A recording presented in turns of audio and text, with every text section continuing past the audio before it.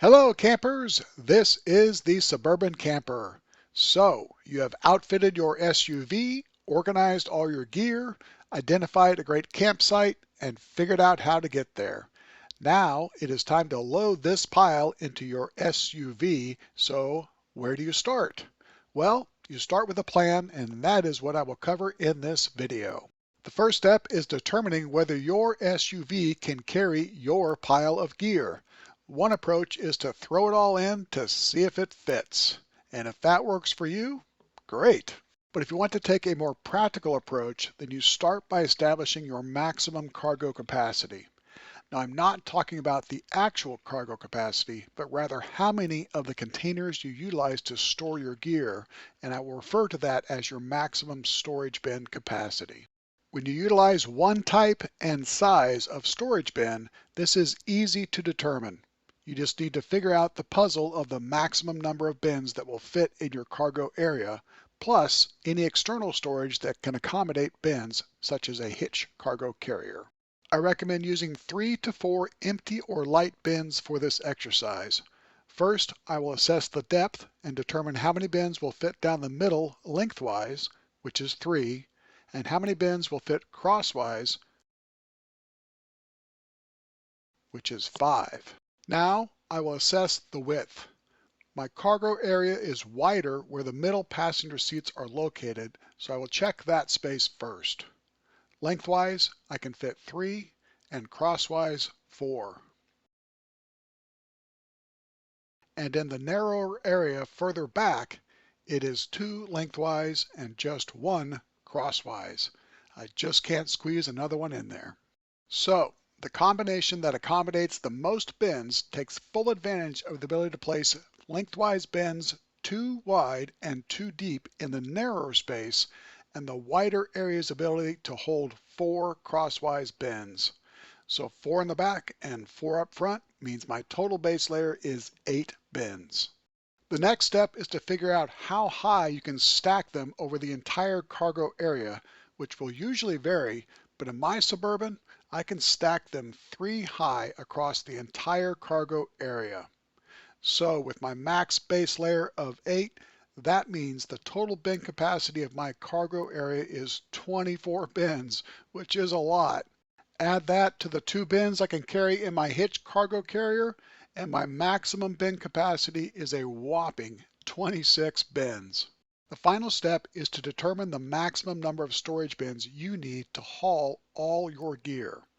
Then divide that number by your maximum bin capacity to get your utilization percentage. If it is less than or equal to 50%, then you should have enough room to accommodate your storage bins and all the other gear you need, such as a mattress, stove, backpack, etc. It also means you will likely have more flexibility with your loading configurations. If it is higher than 50%, then you probably need to consolidate and or reduce the amount of gear you carry. This is certainly not an exact science, but it will get you in the ballpark. The maximum number of bins I need to carry is 8, which would be for a cold and wet fishing trip, and this is only 31% of my maximum capacity. This low number means I have a lot of flexibility when formulating my loading plan. Now it's time for some bonus space. Your cargo capacity is higher than you might think, and the reason is built-in storage and dead space, all of which should be utilized. For example, in my Suburban, there is a ton of built-in storage space. It features a good-sized glove box and a cavernous center console, but the best space is under the middle seats and what I call the magic flaps behind the middle seats. The passenger side is dedicated to storing tools and parts, and the driver's side is dedicated to towing and emergency recovery gear, along with some sandbags. And there are cubbies in the rear shelves, including a hidden space underneath this one, which is where the jack is stored. And there's a small storage compartment here. There is dead space on the floorboards and some in the back windows, which when used in combination with a cargo net can be used to store things like pillows, blankets, and sleeping bags. There is also dead space along the roof where you can also store pillows, blankets, etc. once you hang some curtain rods along each side and stretch bungee cords across. And if you want to take your cargo carrying capacity to the highest level possible, You just need to acquire a rooftop cargo carrier, a cargo rack, and a cargo box. In addition to cargo capacity, there are two factors to consider when formulating your loading plan. The first one is how many people and pets will be traveling and sleeping inside the vehicle, and the second is the primary needs that need to be met when you arrive at your destination, such as sleep, food, or camp setup. Zoe is always along for the ride, so I have a dedicated riding and sleeping spot for her. No, Zoe, my bed is not your spot.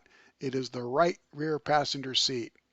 Now that reduces my cargo capacity by 3 bins, which takes my utilization percentage up to 35%, but she is totally worth it.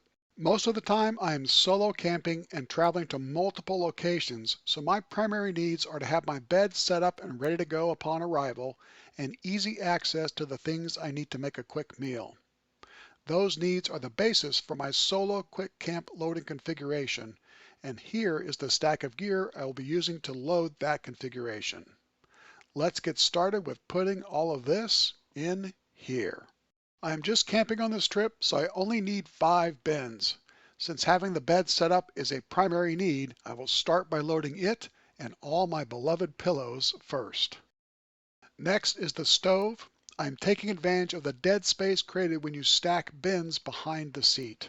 Now I will load a stack of 2 bins lengthwise, which allows enough space for my chair to slide in next to them. Okay, I will throw my backpack on top of the bed. Time for another 2 bin stack, but these will be placed crosswise to allow room for gear behind them.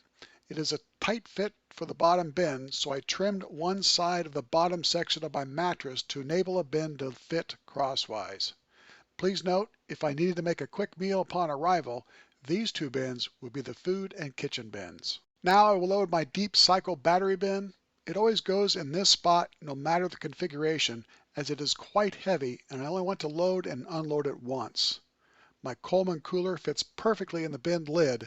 I just need to remember to close the drain. Our stack is getting smaller. I will finish up in the back by putting an outdoor mat on the shelf and my water jug behind the stack. There is plenty of room for an extra water jug if needed. If I need to unload bins from the right side, I simply remove the water jugs and spin the battery bin so there is room to slide the bins out. I will move up front and load the Yeti cooler, which I dedicate to ice storage. I use the seat belt to secure it, which is a very important step. I put my sandals and camera bag along with the windshield cover and space heater, I had electricity at this campsite, on the front passenger floorboard. I will also put my tripod down here, but I'm using it right now. Only a few things left.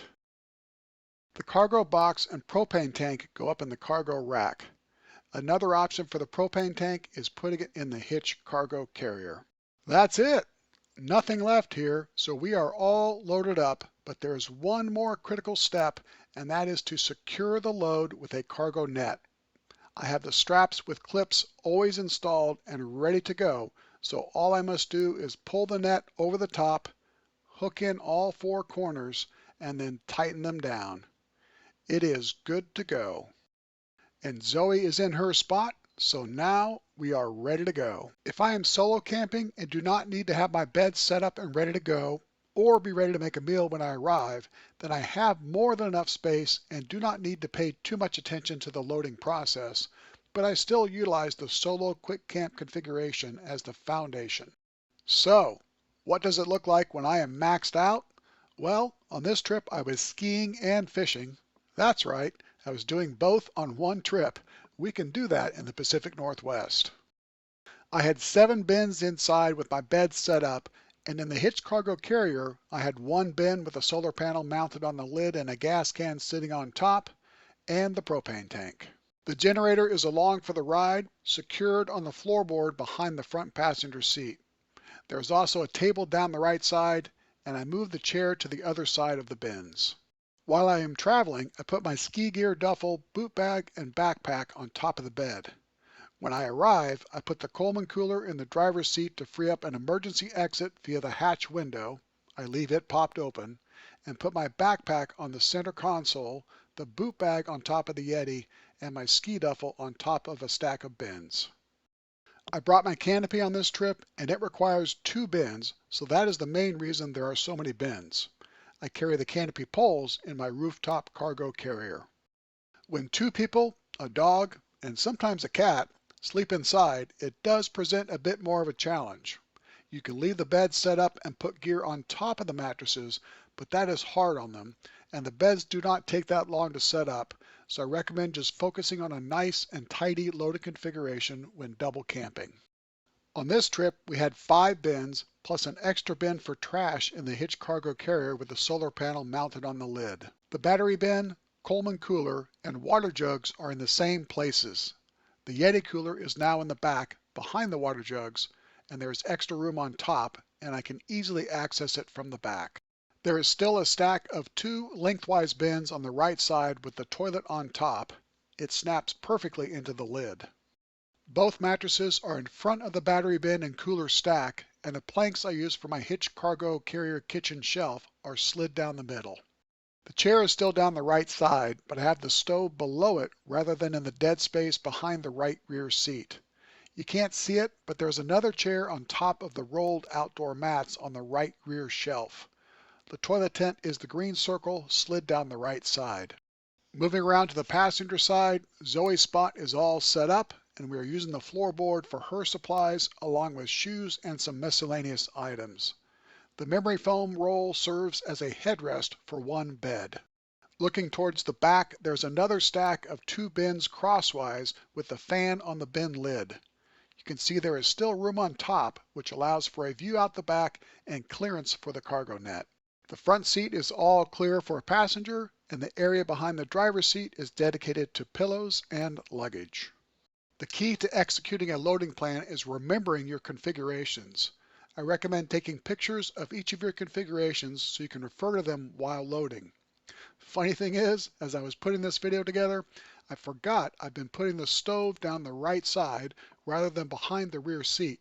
It works either way, but now I remember down the right side is better as it leaves a couple more inches for the battery bin, and little things like that can make a big difference.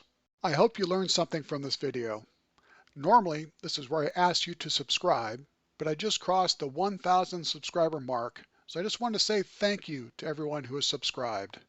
Thank you very much.